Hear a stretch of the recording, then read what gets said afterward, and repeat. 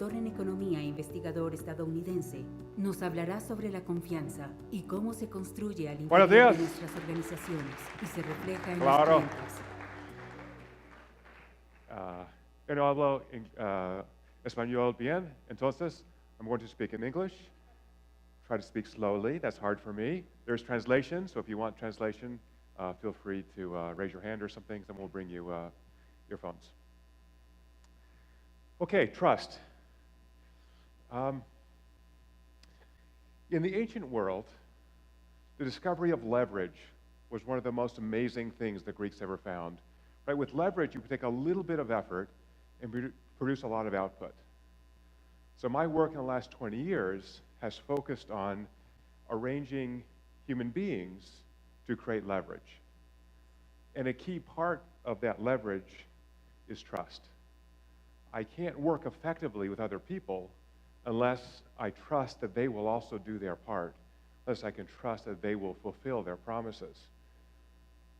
So I want to go through today and talk about the science of trust, thank you, the impact of trust, and then give you a lot of examples of how to build trust. So knowing what trust is, and trust is a behavior, it's not a feeling, it's not an idea, it's well established in the neuroscientific literature from research from many labs, including my own. But then implementing this is the key. So lots of examples and then specific actions and tools you can use to create trust within your own organizations and within the stock exchange. So this is an excerpt from my book, Trust Factor. Lots more detail in there, of course. So this is 20 years of my life. How do you start a 20-year research program? The first thing is you make sure you're not crazy. Right? So how do you do that? You try to identify the mechanisms through which trust may affect economic performance. So as we started doing this, we identified pathways that we could begin to test.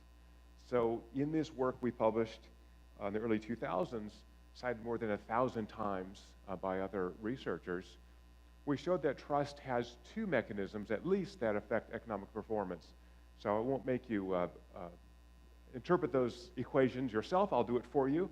The first says that when trust is high, it reduces transaction costs.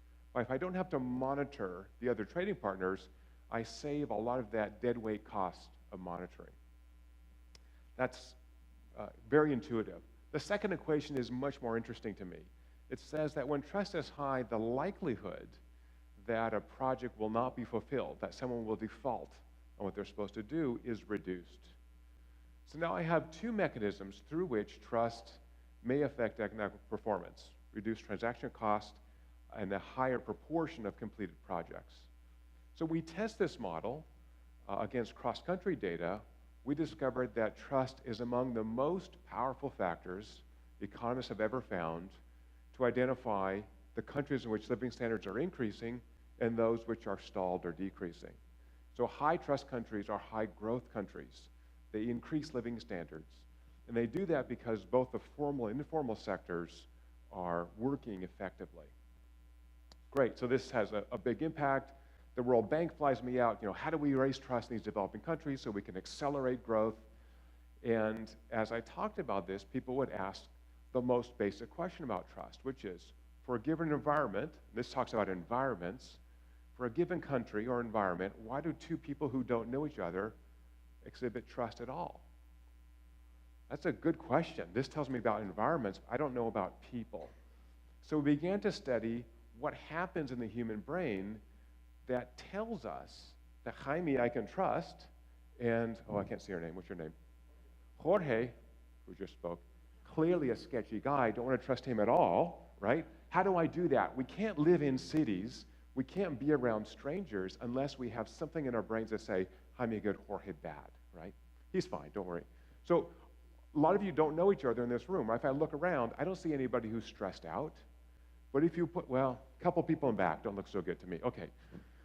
But if you put a bunch of chimpanzees in a room like this, of which we share 99% of our genes, those animals will try to kill each other, right? Fur, blood is flying. So why are human beings different? What do we have in our brains that tell us we can trust somebody? その幕が開く。 Bring this down. So I want to show you an example of an experiment we ran This is with a Japanese film crew, so it's Japanese. This is in Papua New Guinea. This is as far away from the Western world as you can get. This is in the Western Highlands rainforest. There are no electricity, no running water, no bathrooms. So I spent a week embedded in this village. Takes a lot of permissions to get there. This is what these individuals in this village do, the men only. They do this dance before they have group activities. So we want to identify how these rituals help the brain signal that now is time to be cooperative, now is time to trust. So again, I didn't want to impose a task on them, but what do you do normally before you do group work? So these men had never been to a doctor and dentist. We brought in generators, we built a hut. This is the rainforest, and it rains, it's like machine gun fire, like you have to hide under this tarp that we built. And we took blood before and after to see if the mechanisms that we found in the United States and in Western Europe also hold in Papua New Guinea, which is literally living in the Stone Age. So we took blood before and after, and we found that a particular chemical the brain makes called oxytocin indeed was released in these men after they did this ritual dance. It increased from this ritual and motivated them to work hard for their community, to feel connected to those around us. So that's just what we do, right? We create rituals, we create cultures, we create environments that allow us to connect to other people, including complete strangers, so that they can trust us.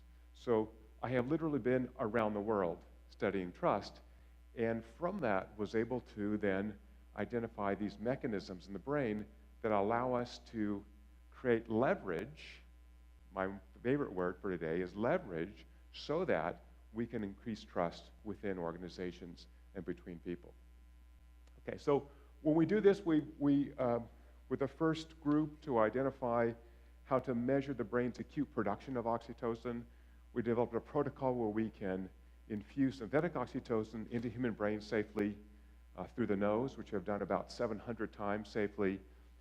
So it tells us that our biology, the human brain, is designed to connect to other people. And oxytocin is a key part of that signaling mechanism that says, there's Jaime, he's safe, I want to interact with him, he seems fine to interact with, right? So if I don't have that, then I don't have this ability to take social information from the people around me and turn that into action. So the key takeaways here is that human beings are extraordinarily sensitive to social information. That social information may induce the brain to make oxytocin. When that occurs, it not only motivates me to trust someone else, it motivates me to care about his or her outcome. So oxytocin in particular increases our sense of empathy. So when my brain makes oxytocin, not only can I cognitively think, well, if I want to work with Luis, then I can think about what Luis wants. When I make oxytocin, now I have a better sense of what he cares about. I can be a much more effective social creature because I have two mechanisms, the cognitive and an emotional mechanism, that allow me to play football with him, to be more like a jazz team, right? I'm moving, I'm figuring out what he's doing. So that's what we've evolved with in the human brain. Okay. Wonderful. How do we apply this, right? That's the next step. So we've done work with psychiatric patients and sexual abuse survivors and psychopaths in prisons, and we've done a lot of clinical work to understand how the dysfunction in the brain's production of oxytocin and processing of it inhibits social behaviors. But at some point, companies started coming to my lab and saying, hey, we think trust is important within our organization. You're supposed to be some kind of trust expert. Can you tell us how to build trust in your organization? And because I'm an absolute nerd, as you have realized, my first response was, oh, well, we have this assay in blood, and they can take blood from your employees, and sorry, translators, I'm talking fast. Right? And they would turn white, and they said, no, you can't take blood from our employees. We need to know the principles. We need to know how to measure the foundations of trust without having to take blood. And so that seemed like a great challenge to me, right? If I'm going to be an expert on trust, I should be able to provide a set of tools and methodologies that tell us how to create an environment, like we saw in Papua New Guinea, in which human beings will build trust with each other. Once we can measure that, then we have a lever, then we have an ability to increase trust and thereby increase performance. So when I think about how to do this, we started running experiments, first in my lab and then in organizations, in which we measured brain activity multiple ways and gave people tasks so we can measure their productivity, right? So that's the place to start. We had amazing companies that actually allowed us to put their data in the book, Zappos, Herman Miller, many others, where we actually did go into their companies and take blood from their employees and measure their productivity. And from that, we developed a survey that allowed us to measure the foundations of trust without having to take blood. So we identified factors that underpin within an organization trust, and those factors are all manageable. So the key point from a leadership perspective is that once you understand these foundations, you can create interventions to raise these factors, raise trust, and raise performance. So that's what I'm going to spend the rest of my time on today. All right, so I think of three ways to organize individuals at work for high performance. I call this the POP model.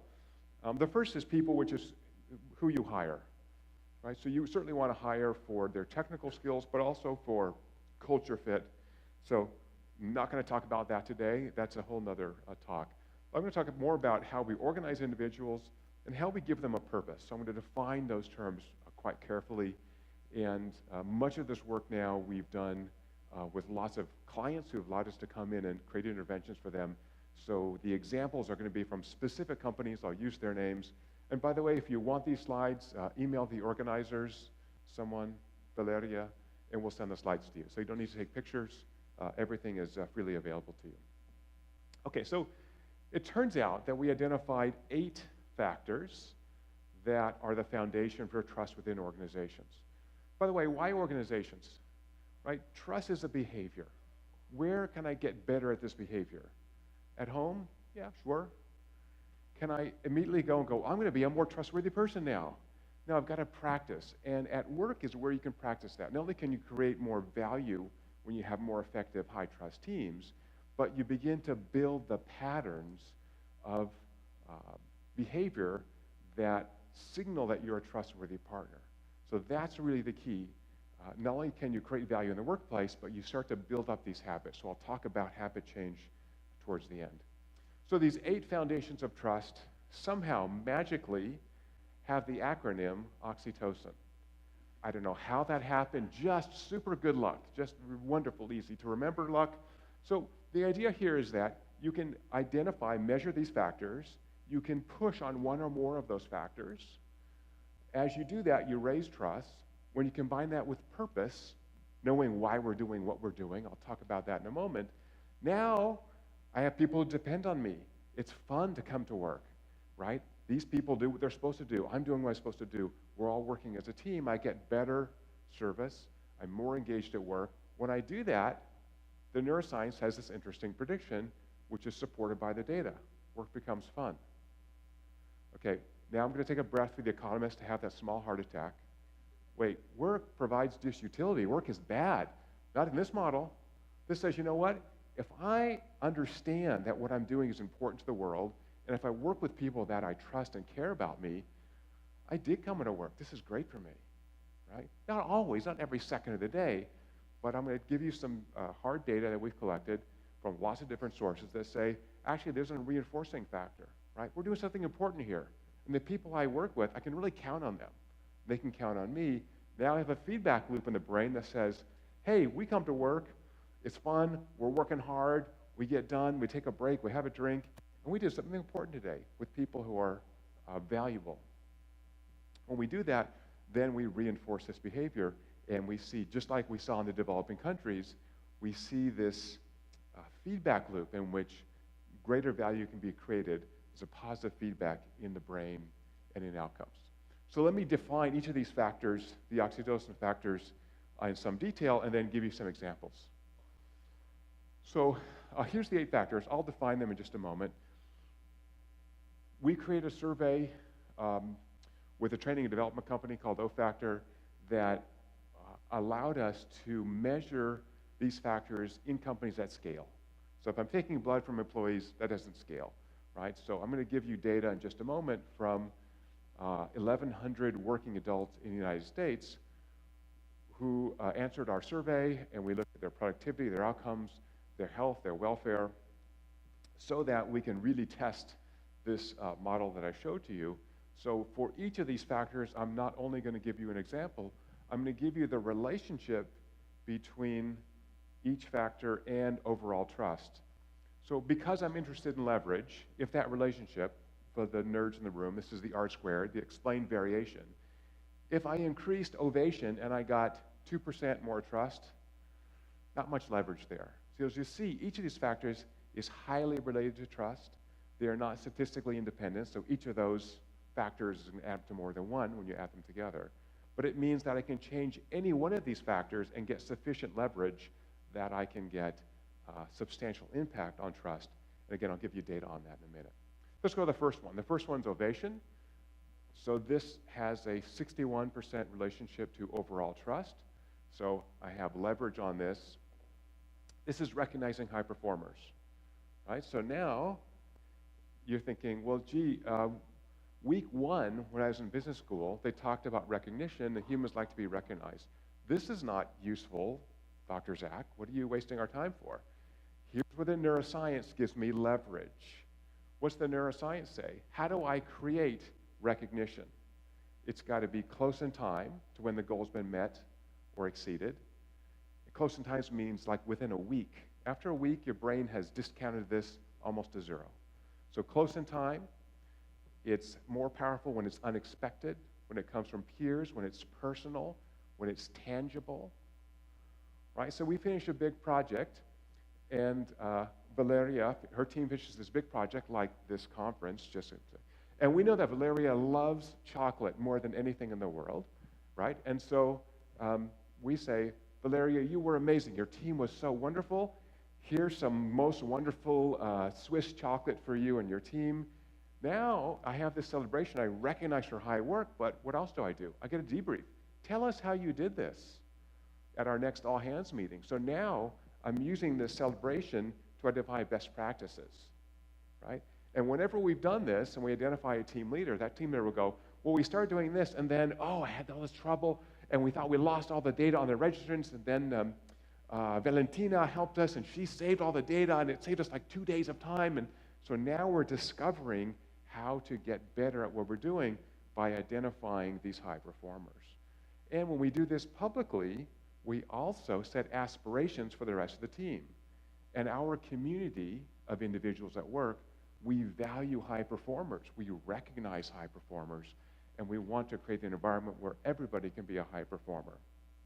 So we worked with the Container Store, a very interesting store in the US that sells containers, super expensive, nice containers for your house, and help them repurpose Valentine's Day to something that they call We Love Our Employees Day.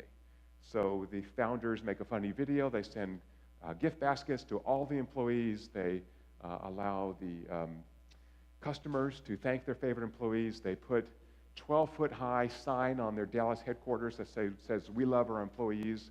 If you fly into Dallas, if you look out the northern window, you'll see a sign, still on their roof, it's been there for 5 or 6 years, says, "We love our employees."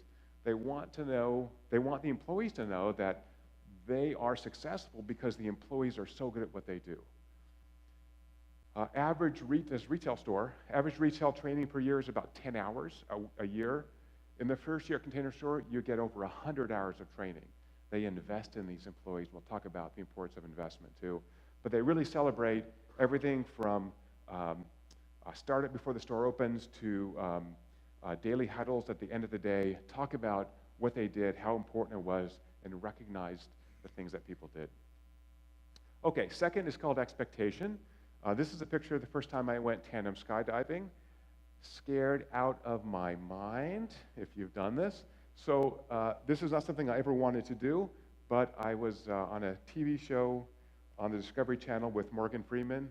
Me and Morgan were like that. And they said, well, you're an expert on trust. We want to introduce you in some exciting way. Could we think of an exciting way to do that? And I've been thinking about experiments having to do with stress. So high levels of stress inhibit the release of oxytocin. If I'm in stress mode, if I'm trying to survive, I'm not going to reach out to you unless you can help me survive, right? I'm just trying to get through the next 10 minutes, right? So I can't do this experiment on other people.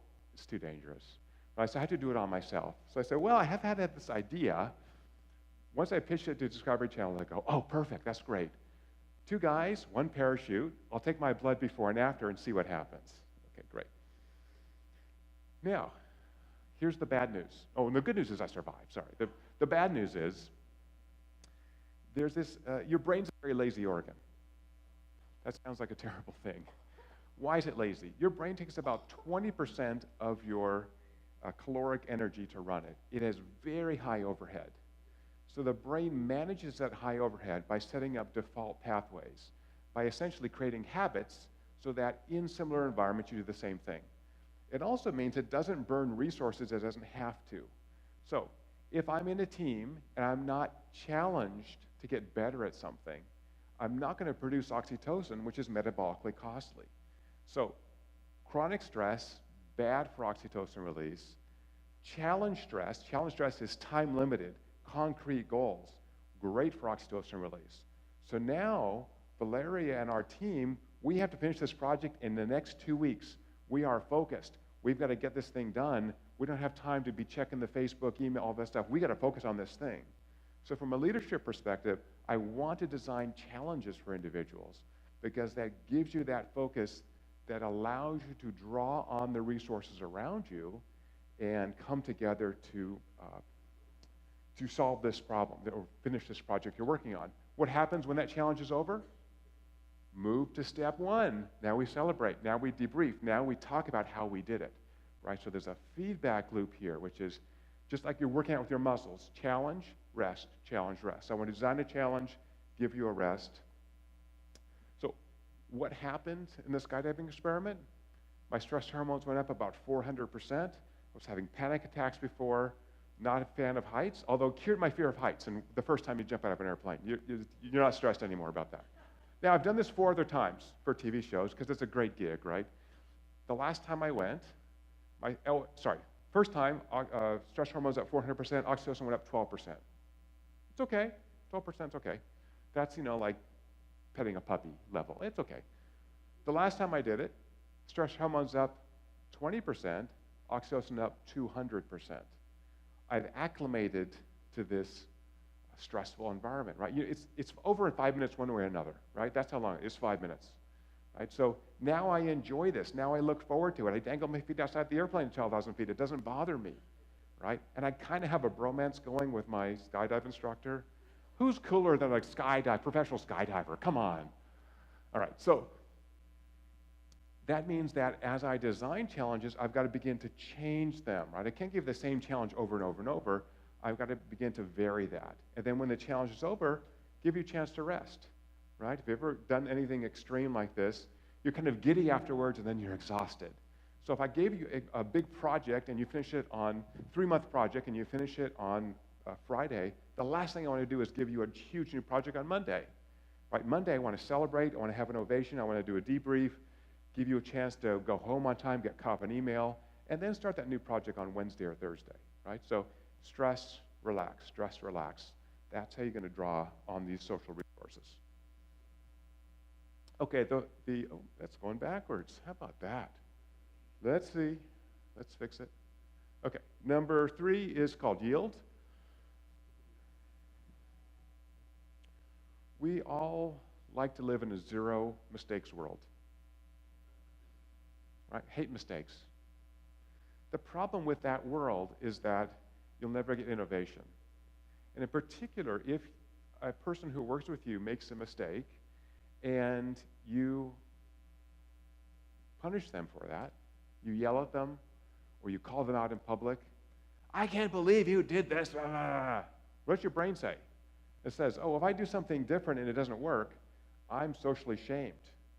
Social shame is exactly the same pathway in the brain as physical pain. It hurts. And what happens when something physically pains you? You don't do it again, right? So when I practice yield, I want to, after training, allow individuals to execute projects the way they see fit. From a management perspective, that means I've got to be the risk stop. Right? I want to check in with you. I'm going to make sure this project is not going the wrong direction. But it also means if you execute differently than I would have done it, I can identify opportunities for ovation, for improvement. You also get much bigger buy-in. If I'm micromanaging you, you have to do it this way, that's the way we always do it, then I'm just a robot, right? But if I say, look, you've been trained, you're smart, execute this project the way you see fit. So in my group, we identify what we call leads. Each project has a lead. Your lead on this project, it's a 3-month project. It's going to be hard. We've got this client that has very high expectations. We'll build a team around that lead. And now we know who to identify, we know who's in charge. And once you've been trained, we want you to execute. Right? So one way to think about this is to train extensively and delegate generously. Right? Why do you want to delegate? I want to look for positive deviations, ways to find improvements. And then I want to celebrate those in the ovations and share them with the rest of the group. So I can't do that, and I'm not going to get buy-in from you as lead unless I give you some room to execute the way you see fit. So I love the 5-minute daily huddle. Right? I ask 3 questions every day for my team. What'd you do yesterday? What's your plan today? What do you need help with? Right? Let's be really clear on milestones. Then I give them weekly and monthly milestones. So here's where we are. We're making progress on milestones. Did we run into something, a problem? What should I be doing to help you? Do you have any questions? I said, great, we did this yesterday, we're on track, everything's good, boom, we're done. And if a stand-up huddle means we can't sit around, drink coffee, whatever, it's like right now. It's 9 o'clock, what do you need to do? Great. Do you need help? Good. Hey, we tried this thing, didn't work, we're not going to keep doing that, we thought it would save us time, it's not good. Okay, great, let's move forward. So that way we can design challenges, we can empower teams to be effective on their own, and we make sure that these projects do not go in the wrong direction. Okay. Now, if I take yield and put it on steroids, I get what we call transfer. So this is a picture of Peter Drucker. I served with Peter for 10 years at Claremont Graduate University before he passed away. And a lot of Peter Drucker in the book. Peter had a really big influence on my thinking. Drucker's the one who coined the phrase knowledge worker in the 1960s. And so Drucker's view was that if you're a knowledge worker, which I think is everybody has knowledge in their heads, everyone uses technology, that you should be your own CEO. You should be in charge of your own career. So this is sometimes called job crafting, right? If I'm job crafting, now instead of assigning a project to you as a team member, I ask, who wants to work on this project?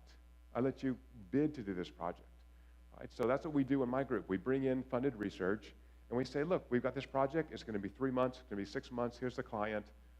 Who's interested in doing this? Who wants to take on this challenge? Oh, that sounds pretty interesting. I'd really like to work in this area.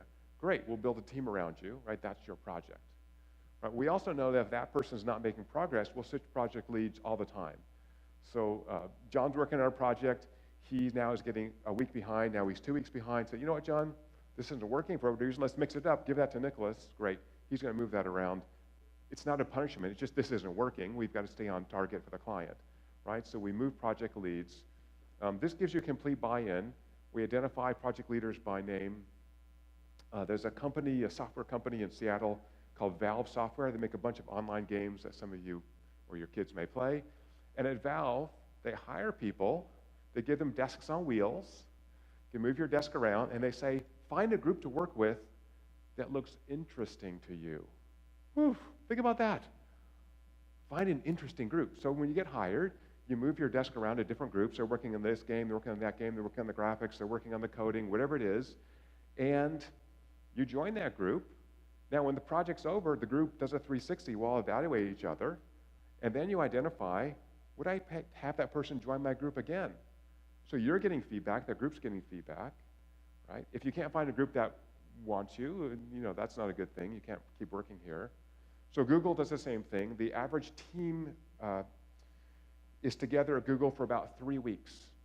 Right? So every 3 weeks they're moving people in and out, moving to a different team. They want to have a little bit of chaos, controlled chaos, so that I'm bringing in new ideas. So you've got to be able to fit into a team, work on them, know your milestones, hit those milestones, move on, do something else.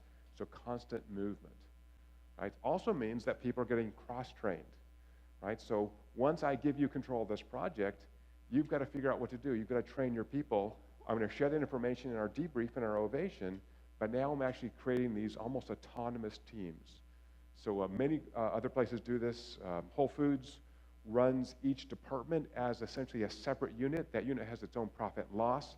The entire store sees that profit and loss. So if the meat department's losing money, everyone knows it. We've got to talk about how to fix that problem. Maybe change leadership, change the suppliers, whatever we're doing. So each department knows how they're doing, and department heads now talk to each other. Hey, what are you doing? Man, I've been losing money the last 3 months. This isn't good. You have any ideas for me? Now we're pulling on those social resources, right? We're building trust, we're building those relationships because we have to be successful as a group, but also successful as individual teams. Okay, a couple more. As I said earlier, one of the factors that inhibits the brain to make oxytocin is high levels of chronic stress. One of the ways that you can get rid of chronic stress is to be very clear and transparent about not only where the organization's going, but why it's going where it's going, right? So if people don't know where the organization's going, people talk. So you're at the water cooler and we're having this conversation. Instead of focusing on delivering for that client, now we're chatting about, have you heard, are we getting sold? Are we in the bottom? Are we laying off? Blah, blah. I don't want you to think about all that stuff. I want you to think about executing at the highest possible level. Right? So a number of organizations have now practiced radical transparency. So to the extent, besides personally identifiable information, private information, they post everything online. So one of those is a social media optimization company called Buffer. You can Google this later. They list every salary, stock ownership. They have a formula for the salary. They have 3 different levels of hierarchy, that's all. If you live in New York or London, you get a bump because it's more expensive there, and that's it. You're in level 1, 2, or 3. You can see how much everybody owns and how much everyone makes. It takes away all that weird discussion. Did you hear? He got a raise. Oh no, he got a raise. I didn't get a raise. Did you get a raise? So, again, in my own group, we do lots of funded research. I'm assuming that when we write proposals that a bunch of people work on, the people who work for me can multiply the 1 month that I'm going to work on this project times 12 and figure out my annual salary. So at some point, some years ago, kind of took a breath, and I said, okay, guys, let's talk about why we have differences in salary. My salary is set by my university, so I don't control it. So here's what I do that you guys don't know about. I travel all the time. I've got to meet with funders. I've got to sit on all these committee meetings. I've got to go to wonderfully difficult places like Cartagena and give talks. I do all this stuff so that we can be successful as a group. So you get to be in the lab running experiments, which I love to do. I'm such a nerd. But I'm doing all this other work to bring in money, to make sure the ethics review works, to have our space organized. And so I'm doing all that work so you guys can be successful. And I've been doing this longer, so I make more money. So, and they're like, oh, all right. We didn't know all these other things that you did. So that's a real kind of weird conversation to have. But pretty much everybody gets out. So particularly in the information age, when everyone has a camera, think about how much information we hold that eventually leaks out anyway. The more you release, the more people know what's happening, and again, importantly, why. So if you're going to do a big initiative, a big change, instead of saying, as we often do, well, hello, team, I want to tell you about this new policy that we're having, hold a town hall. Use all those brains that are in your organization. Ask them for advice. Look, we're not doing really well on these 2 things, and we've got to make some changes because it's bad for the organization. What do you guys think we should do? Take all that information in. Be really open about it. And then when you make a decision as a leader, say, look, here's what we're going to do. I listen to all you guys. I think the best options are these things. Here's why we're doing this. I think we leave out the why a lot, and humans like to know the why. The what helps me, at least I know where I'm going, but why tells me, oh yeah, this leader is thoughtful. This leader has put effort into really figuring out why this strategy he or she thinks may be the best for us. So including the why is actually quite important. Okay, so lots of open communication. Okay, a couple more opponents. One thing we're taught in school for some reason is that when you go to work, there's the work you, and then there's the home you. Right? So, right, the work you is, don't fraternize with the employees, don't be too friendly, people won't respect you. But if we look at our neuroanatomy, Our brains are built to form relationships with other people. You can have friends at work. If you're the boss, believe me, people know you sign the checks. It's okay. It's fine, right? You can be friendly with people. So many organizations now have thought about how to increase trust and social relationships by building in opportunities to intentionally build relationships with people you work with. That could be weekly happy hours. That could be fun events that you have. Zappos is a great one at this. They have events every week. They have a party bus, they have an open bar, they have a block party, people come, you can bring your friends, food, drinks, right? Why does that affect the bottom line? Sure, it costs them some money, but now instead of seeing hi me at work, now I actually have a relationship with you. I know a little about you. So here's an example, something you can do. What happens when we walk into work? Hi, Jaime, how are you? Good, how are you? How's your weekend? Good. Walk away. Instead of saying, hi, how are you? Fill in the emotion that you see in someone's face. So now I say, hi, Jaime, you look happy, sad, worried, anxious, joyful. That's a whole different conversation now. Now I've recognized you as a human being, right? You have a personal life. You have emotions. You have fears. So oftentimes I come into work and I see someone who looks bad. They just don't look good. I said, well, you don't look good today. Are you okay? You look tired. Oh, yeah, my kid was up with the flu, and I haven't slept in 48 hours. And my question is, do you need to be here? Is your team working okay? Are you on target? Because I don't think you can even, thanks for showing up, but I don't think this is good. I'd rather have you go home, get some sleep, come back tomorrow full speed. If you're working at 25%, it really doesn't help me. Right? And it recognizes you as a high performer have a life. Right? This is a long game I'm talking about. I want you to be here. High performers are rare. I want to keep them in my network, right? So I want to take care of them. Another example, I have a woman who works for me, a Ph.D. in my lab, who some years ago came into work and was like walking on air. And these are like, they were my graduate students, so I've known them for a lot of times, and they're all in their 30s. So I always want them to get married and make babies so I can hold little babies because my kids are too old. So I said, what? Well, you look so happy. Well, you're walking on air. What happened to you? You fall in love? What's going on?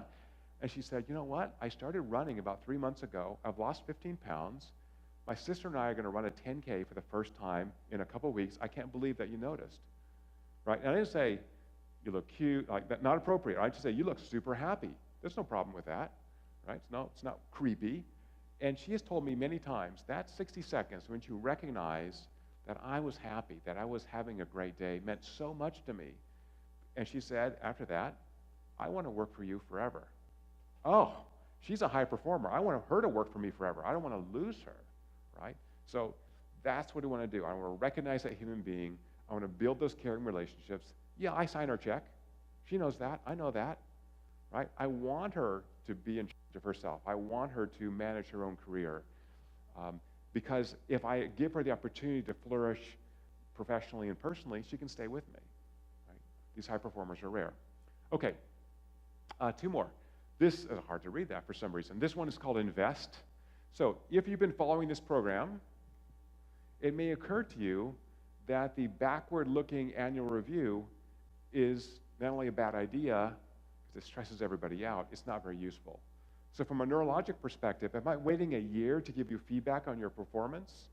It's irrelevant. It's just a stressor for the supervisor and for the employee. So, wow, this is real. So see, I'm a Macintosh guy, and we tried this last night, and it worked perfectly, but it's on a PC, so I'm blaming the PC people, Microsoft. Okay, Invest. I should be giving you feedback all the time, at a minimum weekly, and if possible, sometimes daily, right? That daily huddle check-in, great, you're making progress, cool, what do you need from me? So this is very much kind of a servant leader model, right? It's inverting that standard pyramid.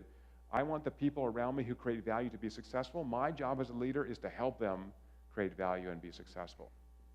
So if I'm using this backward-looking review once a year to give you feedback, too little, too late has almost no effect on performance. If instead I'm giving you milestones, challenges all the time, feedback, recognizing when you do well, and when you don't do well, let's have a private conversation about that. The last thing you want to do is embarrass somebody publicly and go, you terrible, you blew this project, blah, blah, blah. All that does is it create this pain response. You're never going to try to do anything interesting or innovative again. So, praise in public, critique in private. But now, when I'm giving this feedback, we have repurposed the annual review into a forward-looking, what I call whole person review, right? So let's sit down and talk about once a year about growth. Growth is something that people need to be happy, to be flourishing. So growth in 3 dimensions. The first is professional growth. Where do you want to be in the future? So I like to use provocative questions like, what do you want your next job to be? Let's talk about that. And sometimes that job is here, and sometimes it's not here. I had a woman in my group who said, I really want to work in the tech sector. I need to stay in California because of my husband. Facebook, Google. You know what? I know people at Facebook. Let me see if I can make some calls or emails and get you an interview. She got a job at Facebook. Why is that good for me? She's a high performer. She's in my network. And I got a person at Facebook, and we can do more projects with them. Good for me. And if she comes back to my group after 3 years at Facebook, they spend a lot of money training her on a bunch of tasks she can bring back to our group. All good for me. The world of high performers is small. Let's keep these people in our network. So what Google does is they have so-called boomerang employees. You work at Google, you're on a listserv, and they keep sending you information, and a lot of those Google employees will come back to Google after working elsewhere with that set of skills that some of their company paid for. So let's keep these people in our network. The second is personal growth. How's your family? How's your spouse? Are your kids doing well? The last thing I want is someone coming out of my office, pulling their hair out, going, I gotta quit. If my wife doesn't let us move, my wife said, if we don't move back to Chicago near her family, she's gonna leave me. We have to move to Chicago tomorrow. Let's talk about that. We have an office in Chicago. You wanna be in Chicago? Let's make that happen. Let's do it in a thoughtful way, right? We wanna keep you here because you're a high performer. So let's talk about not work-life balance, because there's no balance. It's work-life integration. How's that integration working? If you're job crafting and you want to work from Chicago or from Italy and you're getting your work done and you see your team often enough in the global world in which we live and you're a high performer, great. As long as you're hitting your milestones, what do I care?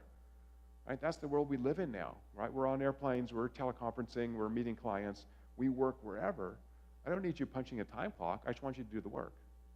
So let's talk about how we do that. And then lastly, what I call spiritual growth, for lack of a better word.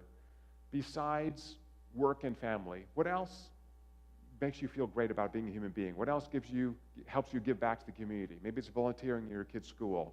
Or my colleague Beth, it was running. So she said, when we had this whole person review, she said, what I really want to do is come in late 2 days a week so I can run in the morning. Cool. Can someone come in, answer the phone? So it's, yes, let's make that happen. She said, really? Yeah. It's important to you. That running is your spiritual practice. You got to do that. If you don't do that, you're not going to be feeling good about yourself. You're not going to be a high performer. We've got to work out those factors so that you are growing as an entire human being, because I want you to keep working for us because you're a high performer. Okay. And lastly, natural. The best example of this is Southwest Airlines. You guys know the Southwest story. Herb Kelleher would put on funny hats and serve drinks and unload baggage, and he was on the front lines, and he was who he was. So it turns out that people who are too beautiful, too perfect, too smart, Juan Pablo, we kind of hate them, right? Because they're godlike. But if you're a leader, you're not perfect. You're not a god. Say, look, we're working on this project. I don't know how to do this thing, but you guys know how to do it. Can you run with this? This would be great. It's going to be important for us. So in my group, we have a bunch of so we have brain data is big data. We get gigabytes of data from people's brains. We build predictive models. Can we improve those models with things like machine learning? Maybe. We've tried a little bit. So we're actually investing in this now. I have a bunch of graduate students who are super smart. I probably read 3 books on machine learning. I'm not an expert. And I said, look, I'm going to pay you guys for a couple months to take a bunch of data sets and see if we can beat our predictive models with some kind of artificial intelligence approach. And then they get all excited and they go, oh, we want to use this, support vector machines. Well, don't even tell me. I'll just pay for it. I don't know how to do it. You guys do. If it works, then tell me about it. If it doesn't work, then we're just going to stop doing it, right? Now they're excited. They own this project. It's their thing. If I lie and say, well, I think we should be doing it, people can figure that out right away. So if you're a little bit vulnerable, if you're just your authentic self at work, you go, look, We got to do these things. Our organization is changing. We've got to be ahead of the technology. We've got to be the innovators. You guys are young, you're smart, you're energetic. Here's some clear goals that we think we should hit. Can you guys run with this? Can you make this happen? I can't do it. I got 4,000 other things I got to do, but you guys are smart. Run with it. I'll check in with you weekly, make sure we're making progress. If we're wasting time and money, then we can abort, we can do something else. But I think this is the direction we need to go. That's really engaging. So just letting yourself be seen at work, letting your emotions be seen, it's okay. We have good days, we have bad days, we're humans. So if we look at these 8 factors, if we relate them as a group to organizational trust, they explain 100% of the variation in trust. In other words, those 8 factors span the entire space of management, controllable factors that create a culture of trust. Now let's talk about purpose. So 2 kinds of purpose we can think about in organizations. One I would call transactional purpose, actually how the processes of doing business, how we do business. I want to talk about what I call transcendent purpose, why we exist as an organization. So Peter Drucker and my other favorite management guru, Edwards Deming, said that at its core, every organization's purpose is to improve people's lives, right? The stock exchange in Colombia improves people's lives. It allocates capital to new businesses, to expanding businesses. It allows investors to get returns. It's very important, right? It has a key role to play in society. So when we embrace that transcendent purpose, people actually are more motivated. So we run experiments. We say, look, here's a task. It's not very fun. It's entering data, and we're going to pay you $10 an hour to do it. Or we say, you're entering data. This is for alumni for our university who can fund scholarships to help underprivileged students go to college here. Productivity is almost twice as high when you tell them the purpose of this. And the purpose is that social purpose, why this is great for the world. So purpose is another stimulus for the production of oxytocin, we've shown in experiments. So now trust and purpose reinforce each other. I'm really motivated to be part of this team and work effectively. So let's begin to look at some data for this.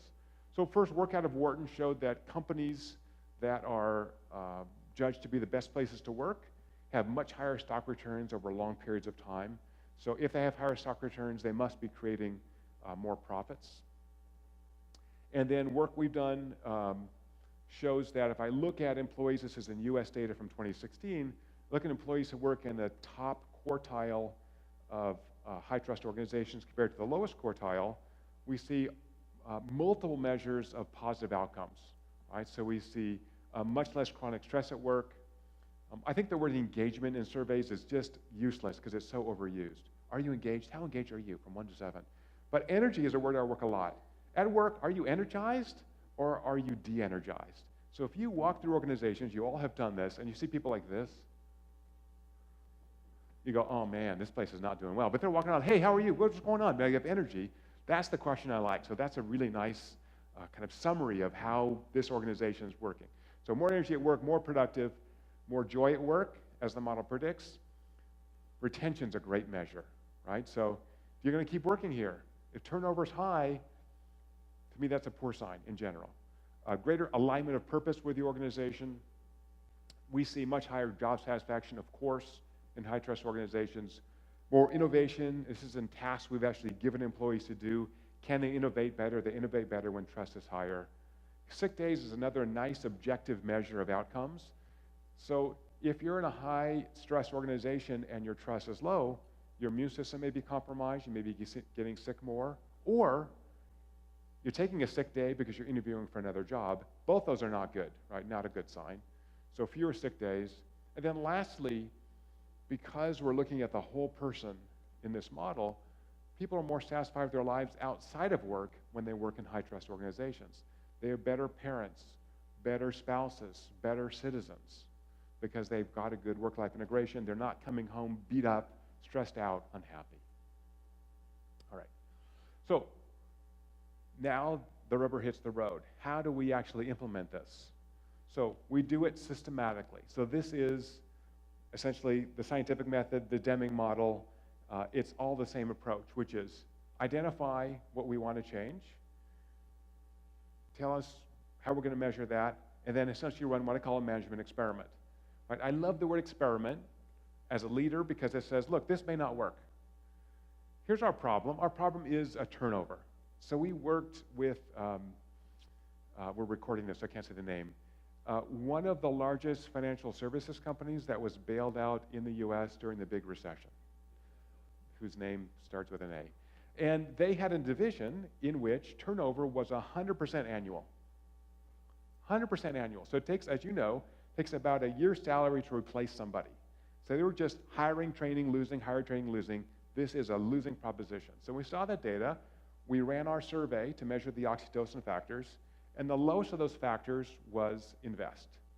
So we generally recommend companies intervene on the lowest of the 8 factors, because all these factors have a concave effect on performance.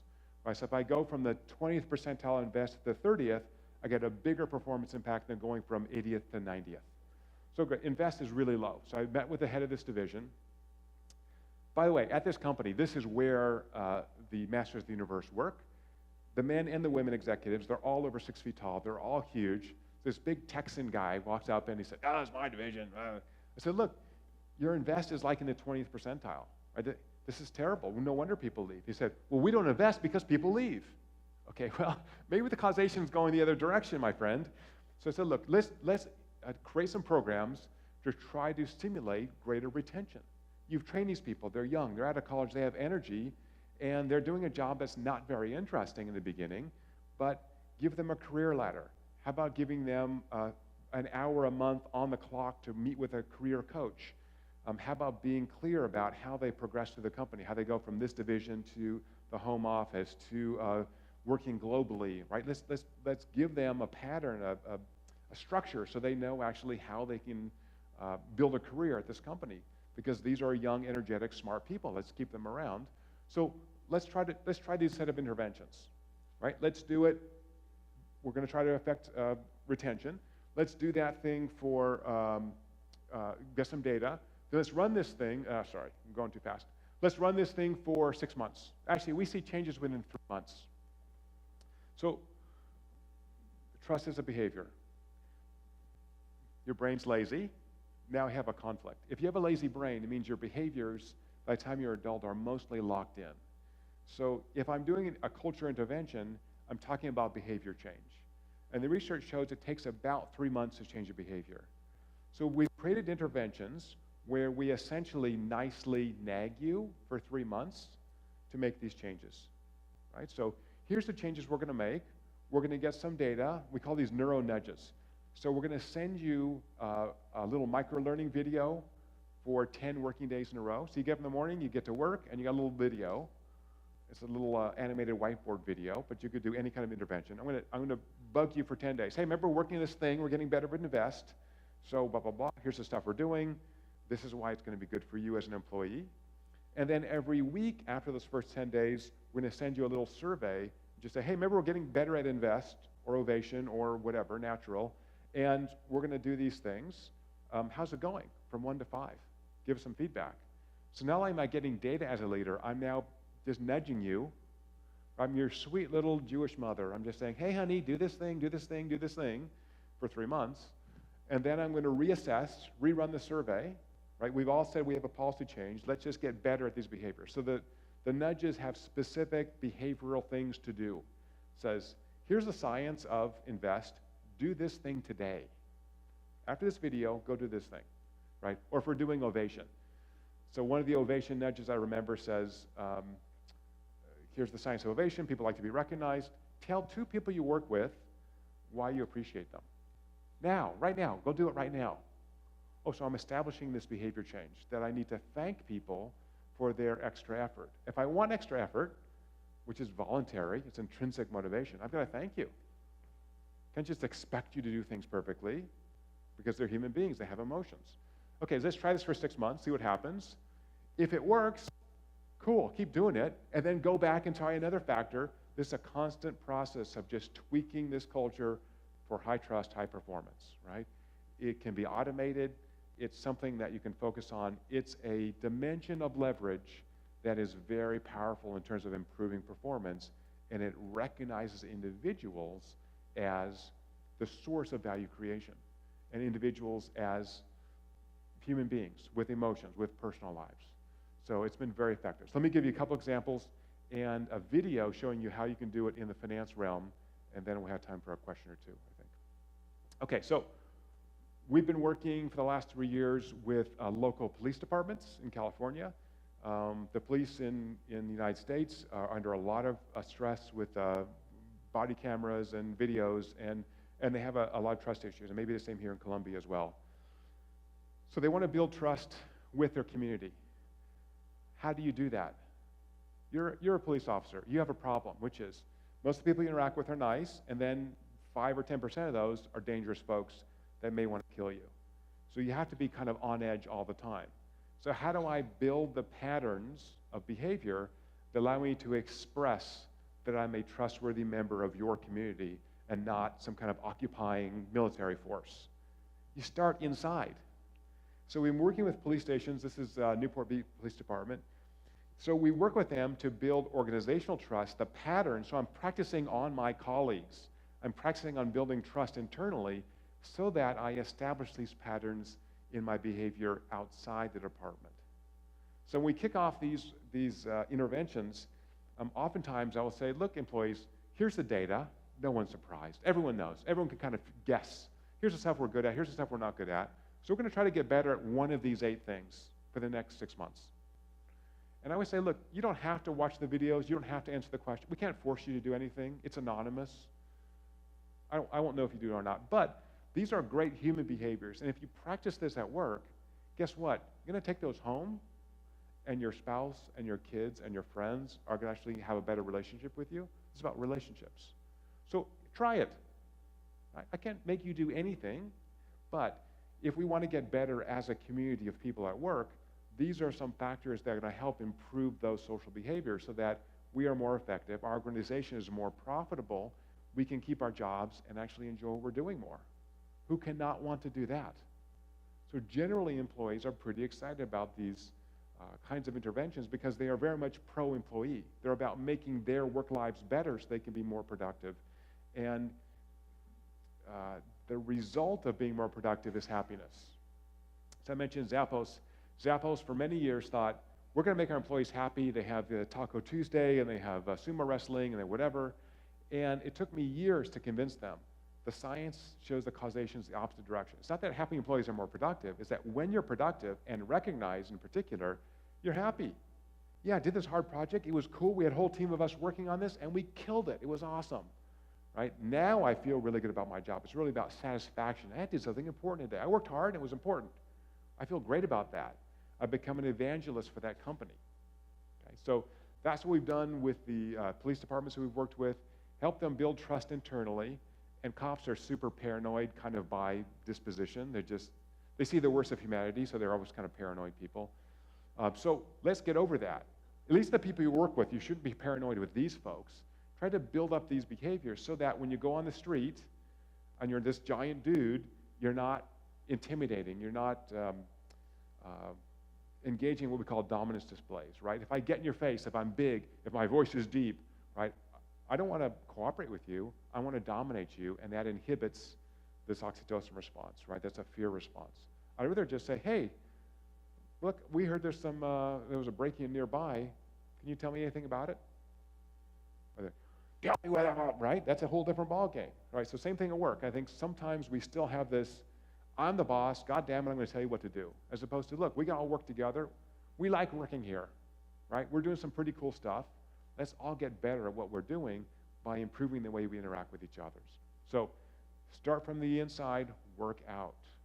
Okay. Lastly, I know I've pretty much burned up all your brain power. I decided to create a little experiment for you all. Oh, here's some things to do. So within this framework, what are the things that are going to promote or inhibit oxytocin release?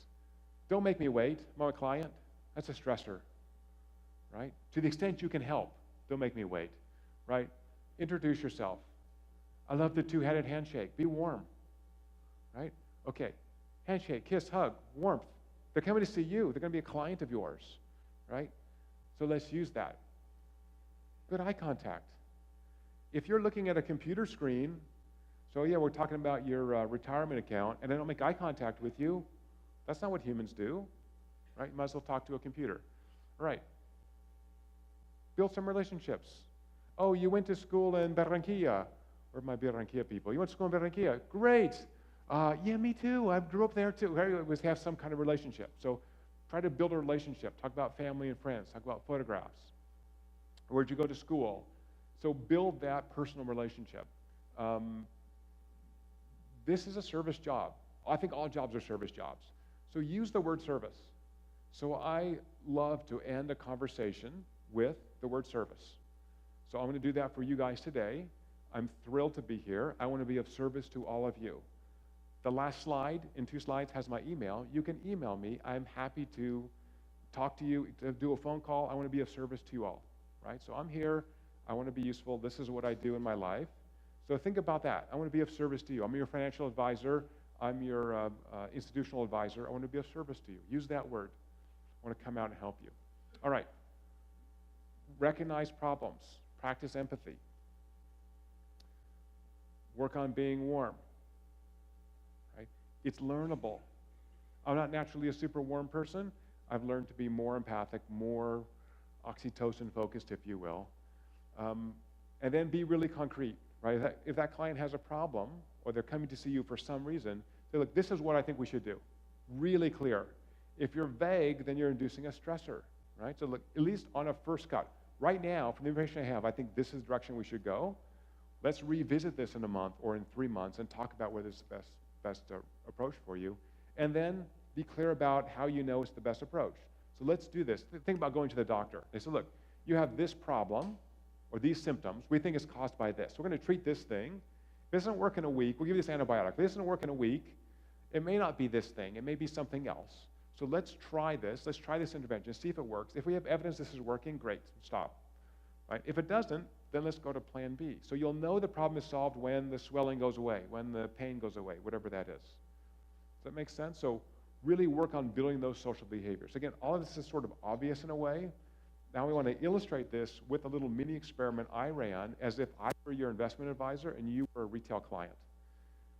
Why is this interesting? Because I've collected neurologic data to show what works and doesn't work in my little mini experiment. Hi, I'm Paul Zach. Welcome to our office. Thank you. Can we just pause that for a second? You guys are too fast. It's your first time in here, right? Yes, Go back. it is. Great. Okay, stop. Oh, they're so fast. They're so good AV people. Thank you for being fast. So the neurologic data is a measure that we call immersion. So if I want to have an impact on you, I have to have you pay attention to me, but you have to be emotionally engaged by that conversation. That emotional engagement is driven by the brain's production of oxytocin. So when you're both attending to me and you care about what's going on, that's the emotional part, then you're immersed in this conversation. When you're highly immersed, then I can move you. I can get you to take an action. And this experience is more enjoyable and more memorable. So those are the things I care about, is creating leverage for action. So anyway, so I wrote a script, and you'll notice that the client, in this case, one of my colleagues, is wearing a bright green sensor on his forearm. So we have wearable technologies that measure the brain's peripheral nervous system, shoots it up to the cloud, and I've animated that data. So I'm going to show this short video, and then I'm going to show you what went well and what didn't go well, because I think there's learning in that as well. And then I'll be done. Okay, so now we can play, and now you know what we're doing. Hi, I'm Paul Zach. Welcome to our office. Oh, thank you. I'm Jorge Barraza. Thanks, Jorge. It's your first time in here, right? Yes, it is. Great. So we're going to talk about your retirement goals. So first, tell me how old you are. I'm 38 years old. Okay, and married? Yeah, I'm married with 4 kids. 4 kids. How old are they, and what are their names? There's Carolina. She's our oldest. She's 9 years old. Then Elias is 5. Elena is 4. And Sonia, our little one, is 2 years old. Okay, so we're similar. So I'm actually 42. I also have 4 kids, and mine range from 15 to 7. Okay. And so Yeah. the whole retirement thing seems really stressful. Like you have another roughly 30 years to work.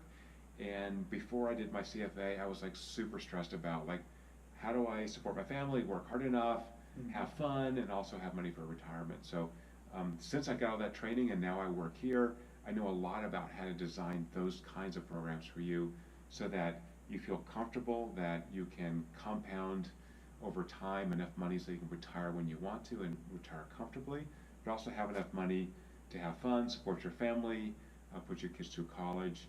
So it's going to be a very easy program. I'm going to work with you every step of the way and I'm going to be your key contact. So when you have questions about taxes, changing jobs, changing your family structure, whatever you're doing, I'm the person you're going to talk to. So I'm going to be with you hopefully your entire life as you retire. We're almost the same age anyway, so I'm not going to retire before you are, and we're going to have a chance to have this program evolve, your retirement program evolve as your career evolves, as your life plans evolve. And so we're going to build a great long-term relationship. So That's great. I want to go through the program with you in some Okay. detail, make sure you have questions to ask. Okay. And before we do anything, next time you come in, let's have your wife come as well. So I want to meet her, have her meet me, have her meet our staff so that she also feels really comfortable that she has an opportunity to think about the advice we're giving her. It's your ultimate decision on what you do for retirement. All we can do is offer you advice based on our experience, the programs we've had, and the successes we've had with other clients. So it's a family decision. We want to make sure your whole family's involved, and bring your kids in. We'd love to see them. Mm-hmm. Okay, great. All right, let's start Yes. talking about the program. Wonderful. Yes. Okay, so this immersion measure runs from 0 to 10. Higher is better. So good, warm meeting. I think that was okay. Now we're talking about family stuff. That's great. This is when I say, all this is false, of course. And like, oh, I have 4 kids too, and this is great. So this is this kind of bonding period. Not so good as this. I'm talking for too long. I should have let him say more things. I should have said a couple things and said, what do you think? Right? So I was just giving him a little thing. This is where we started talking about retirement. So now he's re-engaging. Oh, okay. This is why I'm here. I want to talk about retirement. So he's engaged. I kept talking. I should have stopped. Right? So blah, blah, blah. And then I said, bring your wife in. That's good. That'll give you this little peek. And then I said, okay, let's go through the program. Right? So for me, again, this was 2 minutes maybe. Should have been shorter. I think started out well, nice and warm, and then I got too excited to tell them what my qualifications were and why I'm going to help him. But I was trying to establish that. This is the part where I say, I'm going to be with you the whole time. I'm your key contact. So now it's very concrete. You have questions. I'm the person. I'm not going away. I'm going to be here. So I'm forming that kind of long-term relationship with you, right? And then this is just too much garbage, right? I should have stopped there and said, do you have any questions? Does this feel like we're going to have a good working relationship? Tell me what you think. Oh, that would have produced a much bigger peak, right? So it's really kind of building that general warmth. You certainly have to be competent. There's no question about it. But you can also say there are things you don't know. So I got a new CPA recently, and I said, here's what I'm looking for, and my other person retired, and she was with me for 15 years. And I said, I'm also worried about foreign income. Like sometimes we get foreign clients, and I'm not really sure on the taxes. He goes, you know what? I don't know about that either. But we have a big office, and there's a guy 2 doors down. He's an expert on foreign tax stuff. So if you get foreign income, we'll just loop him in. Oh, I love that. Instead of saying, I am an expert on foreign, I wouldn't know. I mean, how do I know? But he was very genuine. He was honest. He was, 5 years out of school. Like, that's great. If he doesn't know what to do, there's enough guys in his office he can figure it out, right? So I like that a lot. I ended up hiring him as my CPA because I liked his training, his energy, his honesty with me. So that's the same thing here, right? So look, we're going to work as a team, right? I'm going to try to give you suggestions. You're the ultimate decision maker. My job is to inform you. My job is to help you. My job is to be of service to you. And my job is to be friendly with you, to be available to make phone calls. Here's my cell phone number, right? We're going to be working together for the next 30 years, right? So bring in your family, bring your kids. This is part of your improving your life. I'm here to help your life be less stressful, more productive, more comfortable for you and your family. So anyway, so think about measurement. Right? I'm big on measurement, and there are ways to actually measure how to do this. So just want to give you a little summary of that. So a couple ideas you might want to take home when you go back to the office on Monday. Peter Drucker famously said, don't tell me what a good meeting you had. Tell me what you're doing differently on Monday. So this is your Monday morning list in honor of Peter Drucker. Some things you can do. There are a lot of smart people in your organization, and maybe they're the youngest people. Maybe they're not tied to the old ways. Have someone else run a meeting, right? It's stressful for the youngsters, right? So you know what? Bob, you've been here a year. Time for you to run this meeting, our weekly all-hands meeting. Here's the agenda. You execute it. Or work with me on the agenda, even better. Second, ovations are cheap, right? The best money I spend personally in my group is beer. We have a lot of young people. We have a refrigerator. We stock it with beer. And you want to go after work and have beers on the patio? Go for it. I'm happy to pay for that because you'll talk about girls or boys in movies, and they're going to talk about, oh, you're working on that project? Oh, you're the machine learning group. Oh, yeah, I heard about that, blah, blah, blah. Now we're forming these relationships. So give a chance to celebrate, talk about what we're doing right, and celebrate the victories we've got. And then a real simple takeaway is to get a snapshot of how Whaler culture is working. We use this simple one question. On a typical day, how much do you enjoy your job? If you're getting 5s and 6s, that's pretty good. You're getting 2s and 3s, not so good. Right? So really think about what people get at work besides the money. Right? Money is a very weak motivator, but trust, joy, purpose are very powerful motivators for improved performance. They give you leverage to build relationships within the organization and with clients so that your organization can perform more effectively. So please reach out to me. There's an email. There's a free organizational trust survey at ofactorpulse.com. Use it. We put tons of time and energy into it. So, help yourself and email me if I can be of service to you. I'll be around the whole next couple days, so happy to chat anytime. I think we're running a little late, so maybe we should do a coffee break and then find me if you have any questions. Happy to talk to anybody all the time I'm here or by email. So thank you so much for listening.